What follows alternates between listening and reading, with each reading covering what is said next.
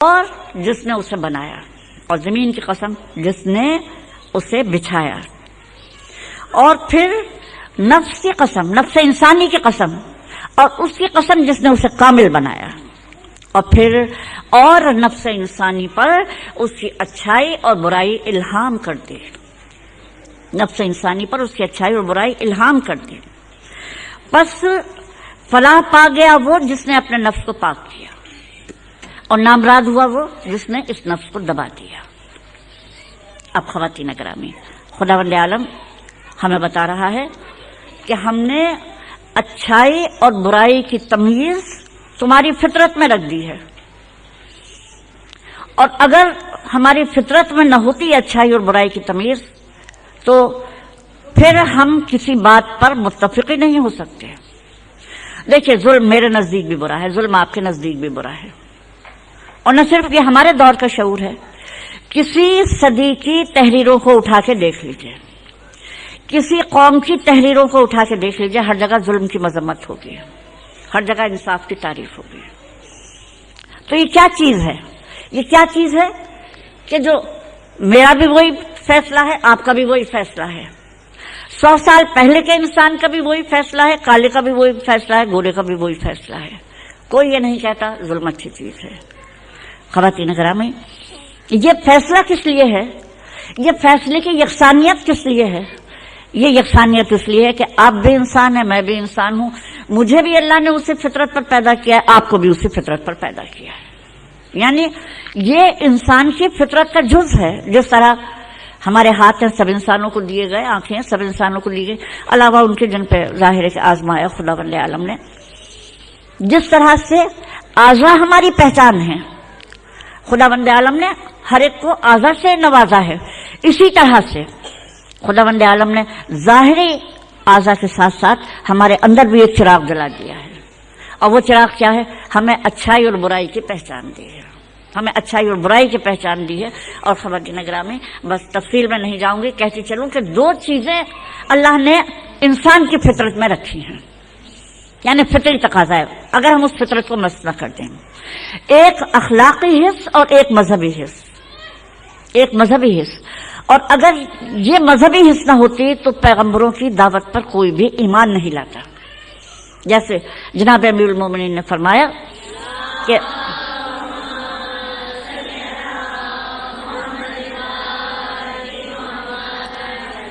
اللہ کے پیغمبر تمہارے اندر اس چیز کو جگاتے ہیں جو تمہارے اندر پہلے سے موجود ہوتی ہے، یعنی جس کو ہم بھولے ہوئے ہوتے ہیں۔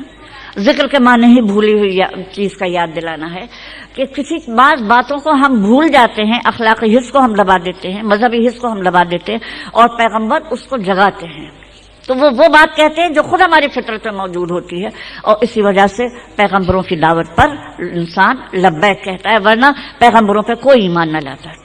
تو اب خواتین گرامی، یہ اخلاقی حص، اچھائی اور برائی کی تمیز۔ اور پھر خداوند عالم نے کیا کہا؟ یعنی اگر یہ حصہ میں ہے تو پھر سب کو اچھا ہی اچھا کرنا چاہیے، نہیں؟ اب خداوند عالم پھر کہہ رہا ہے فلاح پائی اس نے جس نے نفس کو پاک کیا، اور نامراد ہوا وہ جس نے اسے دبا دیا۔ یعنی پھر اس نے بتایا دیکھو، انسانوں کے 2 طریقے ہوں گے، بعض انسان ایسے ہوں گے جو اس نفس کو پاک و پاکیزہ رکھیں گے، جیسا خداوند عالم نے پیدا کیا اس کی اس پاکیزگی کو برقرار رکھیں گے، اور بعض لوگ کیا ہوں گے؟ بعض لوگ ہوں گے جو اسے دبا دیں گے، یعنی نفس کچھ کہتا رہے گا، ضمیر کچھ کہتا رہے گا، وہ اس کی سنیں گے نہیں۔ دیکھیے ہماری زبان میں اس حص کو ضمیر کہا جاتا ہے، ضمیر انسانی، کہ جو ضمیر کی بات سنتا ہے، ضمیر کے تقاضے سنتا ہے، اس کے لیے اس ضمیر کی آواز تیز ہوتی چلی جاتی ہے، طاقتور ہوتی چلی جاتی ہے، اور جو ضمیر کی آواز کو دباتا چلا جاتا ہے تو آہستہ آہستہ یہ آواز آہستہ ہوتی چلی جاتی ہے، اور آہستہ ہوتی چلی جاتی ہے، یہاں تک کہ یہ آواز ختم ہو جاتی ہے، ضمیر پھر آپ کو ٹوکتا ہی نہیں، آپ کتنی برائیاں کریں ضمیر آپ کا ٹوکے گا ہی نہیں۔ اور یہی ظاہر بے شمار اقوال۔ اب رسالت مآب صلی اللہ علیہ وآلہ وسلم کے پاس ایک شخص آیا،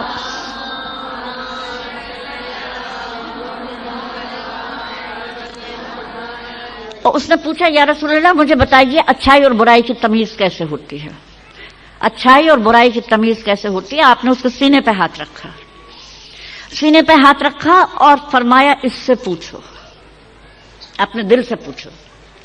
لیکن اگر دل پہ اگر لالچ اور غضب اور حسد یہ سب غالب آتے چلے گئے تو دل کیا بولے گا؟ دل کی آواز خاموش ہو جائے گی.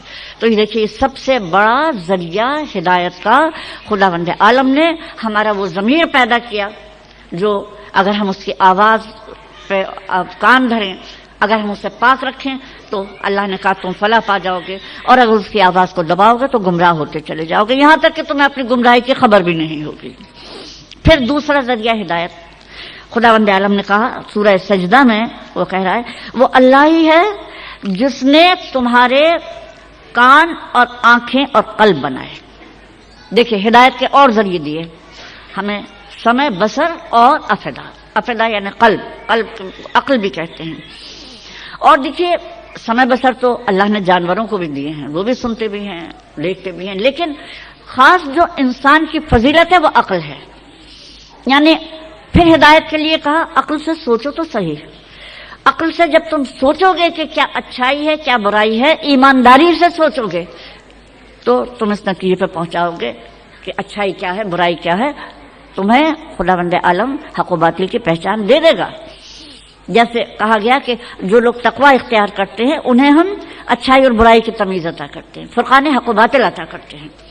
تو خواتین گرامی اگر ہم عقل سے ایمانداری سے سوچیں تو وہ ہماری ہدایت کرے گی کہ کیا اچھائی ہے کیا برائی ہے، ہمیں حق و باطل کی تمیز اللہ عطا کرے گا. لیکن اور عقل کی یہ فضیلت ہے کہ بعض احادیث میں ہے کہ چند لمحوں کا تفکر 70 سال کی عبادت سے زیادہ بہتر ہے. کس وجہ سے بہتر ہے؟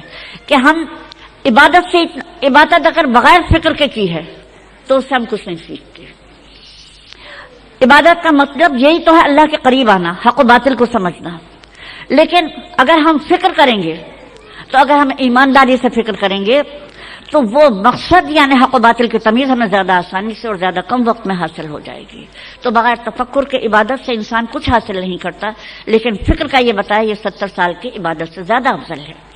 اچھا اب قابل غور بات ہے، جب اللہ نے ضمیر کی طاقت دی، جب اللہ نے سمع بصر افئدہ دیے، پھر انسان گمراہ کیوں ہوتا ہے؟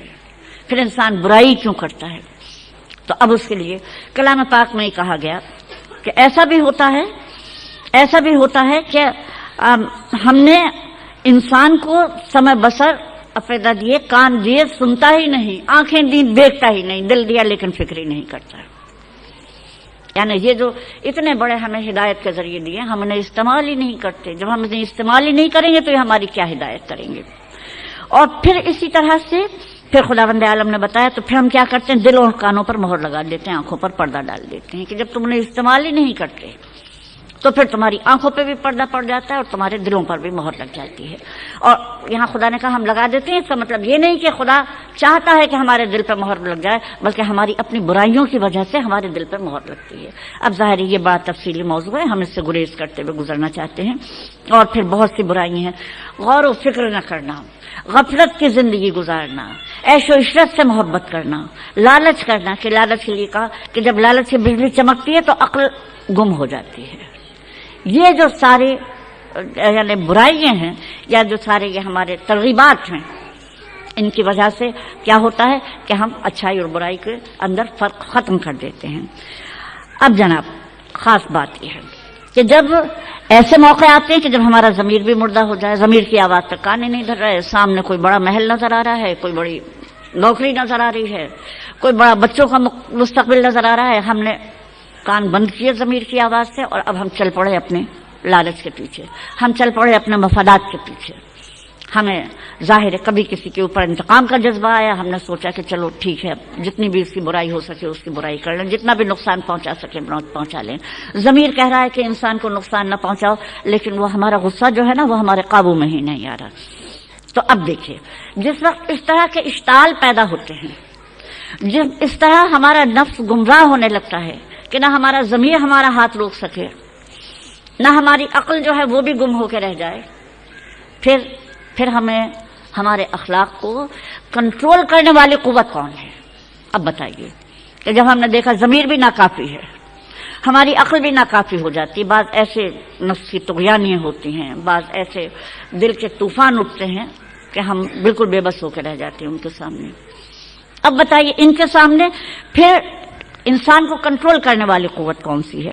خواتین گرامی، ایمان کی روشنی جس کے آتے ہی انسان کا قلب خدا کو محسوس کرنے لگتا ہے، اور انسان یہ محسوس کرتا ہے کہ خدا ہر وقت اس کے ساتھ ہے، اور وہ خدا کو نہیں دیکھ رہا تو خدا اسے دیکھ رہا ہے۔ یہ طاقت جو ہے یہ ہمارے نفسی طغیانیوں کو کنٹرول کرنے والی ہے۔ اور دیکھیے جتنا ایمان ہوگا اتنا ہی اخلاق ہوگا، جتنا ایمان مضبوط ہوگا اتنا ہی اخلاق مضبوط ہوگا۔ یہ ہے ایمان کا اور اخلاق کا رشتہ، کہ جب ہر چیز ناکام ہو جاتی ہے، نہ ضمیر کام آتا ہے نہ عقل کام آتی، اس وقت یہ احساس خدا میرے ساتھ ہے، خدا کو محسوس کرنا دل سے، یہ کہ خدا میرے ساتھ ہے، میں اسے نہیں دیکھتا لیکن وہ مجھے دیکھتا ہے، یہ بات وہ ہے کہ جو نفسی طغیانی کو کنٹرول کر لیتی ہے۔ صلوات پر محمد علیہ۔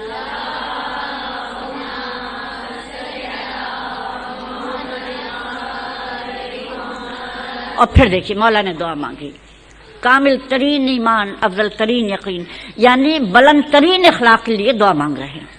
تو بلند ترین اخلاق کس چیز سے مربوط ہے، کس چیز سے مشروط ہے؟ جتنا ایمان کامل ہوگا اتنا ہی اخلاق کامل ہوگا، جتنا یقین افضل ہوگا اتنا ہی اخلاق افضل ہوگا۔ اور پھر اب دیکھیے ایمان اور یقین کو تو ہم نے جانا، یہ اکمل ترین ایمان کیا، اکمل الایمان کیا ہے، کامل ترین ایمان۔ تو دیکھیے مفتی جعفر صاحب نے جہاں اس کی شرح لکھی ہے دعائے مکارم الاخلاق کی، اس میں ان کے بیان کر رہے ہیں کہ اکمل الایمان کیا ہے۔ تو دیکھیے ایمان کی مختلف منزلیں ہوتی ہیں، ایک وہ جب ہم زبان سے ایمان کا اقرار کرتے ہیں، وہ ظاہر اسلام ہے۔ دوسری منزل وہ آتی ہے جب زبان اور دل دونوں اقرار کرنے لگتے ہیں، یہ اس سے بلند تر منزل ہے۔ پھر زیادہ ایمان جب مضبوط